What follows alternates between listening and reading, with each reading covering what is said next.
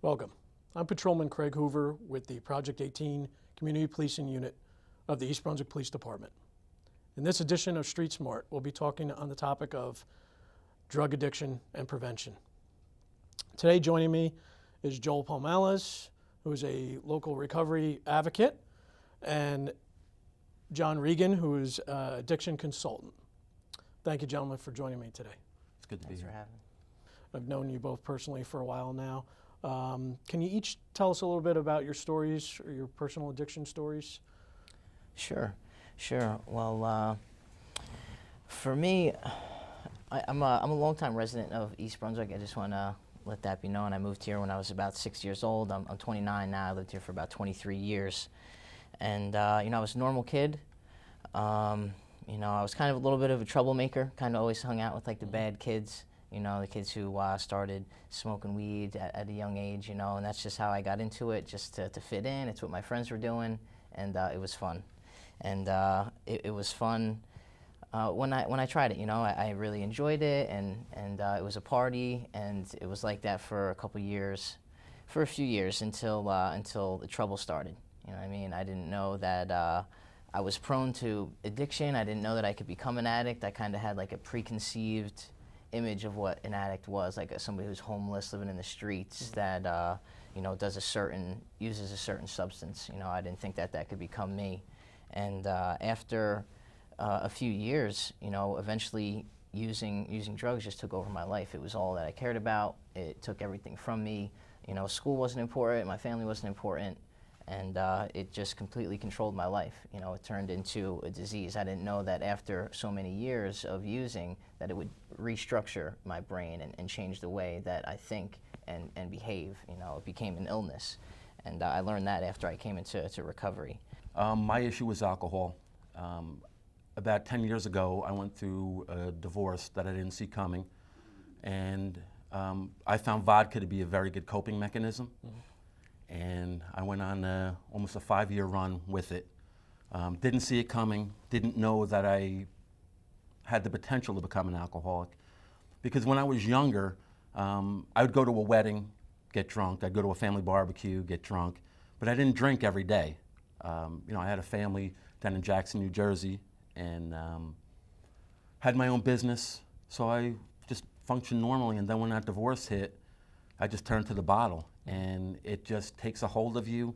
Progression takes over. The life as you have known is over. That's how bad it gets. I myself was homeless for about 6 weeks, living out of a van. That's how bad it can get.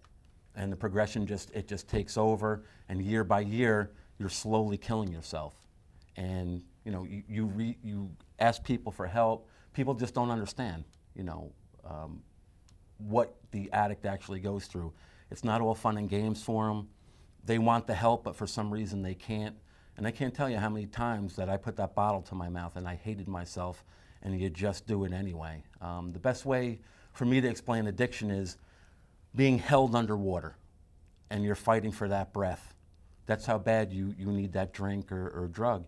You're being held underwater, and you just want that air so bad. Now, if someone out there is questioning whether someone they know is using drugs or alcohol, and is potentially becoming addicted, what kind of signs or symptoms would they potentially look for? In high school, it's usually grade slipping, different friends. As a parent, look for, potentially needle marks. Look for medications missing, out of the medicine cabinet is pretty important. And what I've noticed, one of the most important things, look for jewelry being stolen. Because it seems like there's a pattern, because you need money for the drug. Right. So what you'll find is they'll start selling their own things first, like their Xbox or music or video games. Right. And then jewelry, sister's jewelry, mom jewelry, everybody's jewelry. Grandparents. And then it progresses into actually stealing on the outside, getting arrested. As far as like being an adult or in college, being late for work, not showing up at work, getting fired, relationship issues, not getting along with everybody. Those are the major signs that I've seen. At least with the kids, like nobody knows their kids better than their parents. Like if it seems like something's up, smells like something's up, something's up. It's really important to have those awkward conversations. You know, we're so quick to avoid that awkward conversation, the uncomfortable conversation. We need to have it. This is preventable. You know what I mean? It can be stopped before it gets really out of hand. So it's really important to address that and to not enable. You know what I mean? It's not okay to be getting high. It's not okay to promote kids drinking or using anything that's illegal. So it's important to do something about it. And you know, like John said, you know, just changes in friends, changes in behaviors. You know, if you find any paraphernalia, you find little baggies, plastic baggies around the house, or pipes, or anything that you know, it's probably not their friends like they say it is. Right. It probably is theirs, and there's probably something going on that really needs to be addressed right away. When someone has a friend or family member who's fighting a battle of addiction, what kind of treatment options do they have, John? Yeah, there's two options. There's outpatient, and what outpatient is, it's seeing a counselor Okay. at a facility. You're able to still work or go to school. A lot of programs are at night, and they're usually, depending on the insurance, 3 to 4 times a week.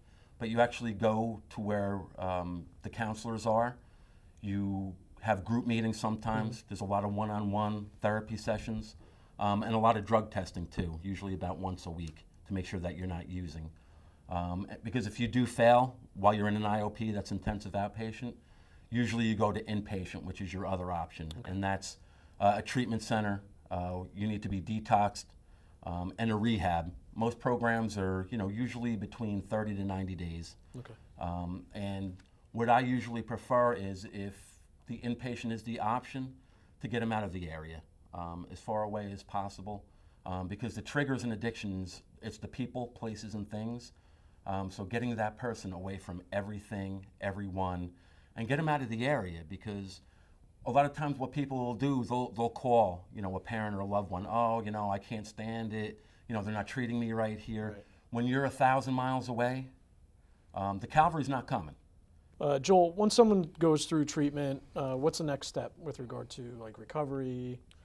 Well, it depends really on the individual.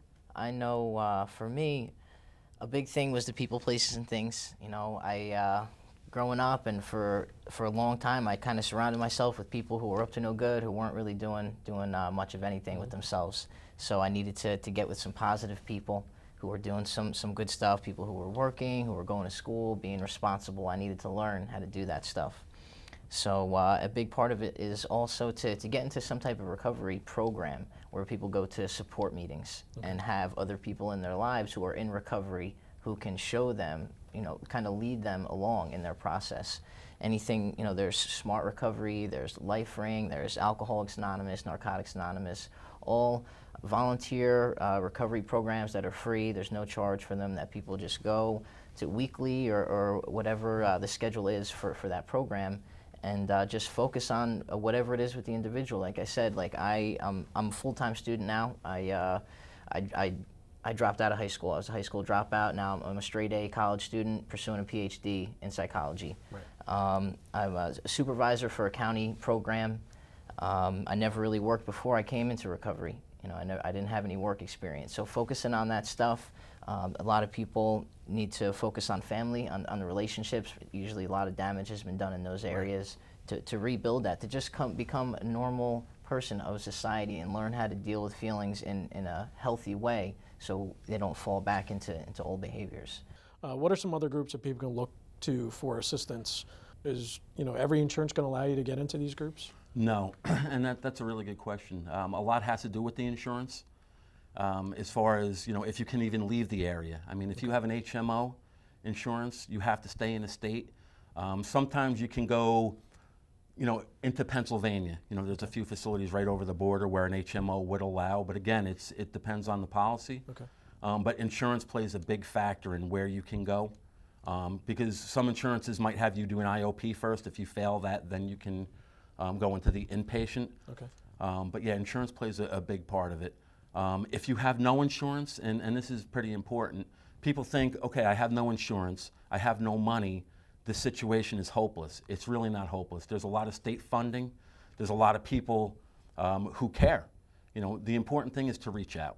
What other advice can you give people who are struggling now with addiction? For people, family members who have people who are struggling, You know, like you said about the treatment stuff, you know, there is something called an intervention. You know, you could have an intervention specialist come in and do an intervention to really get somebody ready to go in, kind of leave with an option. You know, this is it, we're not going to support you anymore. It's either go get some help, or we can't really be there for you like that anymore until you make the decision to get well. And just to really, you know, just to know that recovery is possible. For a long time, I didn't think I was ever going to change. I thought I was going to die living the way that I was living. I never thought that I could have a good life. I didn't think I deserved it, or I didn't think it was for me. You know, I didn't, because of the hand that I was dealt in life, a whole bunch of excuses. So just that, you know, it is possible, you know, that, you know, we can change. Addiction is a family disease. It's just not the addict that struggles. Whole families get torn apart. And I was sitting home and, you know, just watching TV, and I came up with the idea to come up with a family support group in town. So rather than doing nothing, let me give back to the community. And what I did was I formed a family support group called Families Against Substance Abuse. We're here at the East Brunswick Library every first and third Monday of every month. And it's for family members who have someone that's addicted. They can come in, share stories, get resources, anything they would need.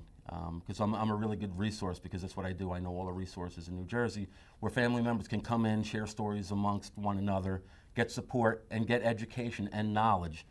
Because most families think they're alone, and they're really not. I mean, it's a big problem. Every 19 minutes, somebody accidentally dies of a prescription overdose in the United States.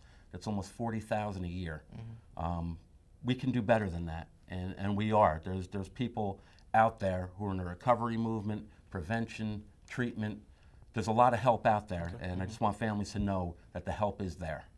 Okay. Yeah. Well, I want to thank you both for being with me today and sharing this important information, and also thank you for being such great advocates. Wish you continued success in your own personal, recoveries. So I want to thank everybody for joining us here today on Street Smart, and remember to stay safe and be street smart.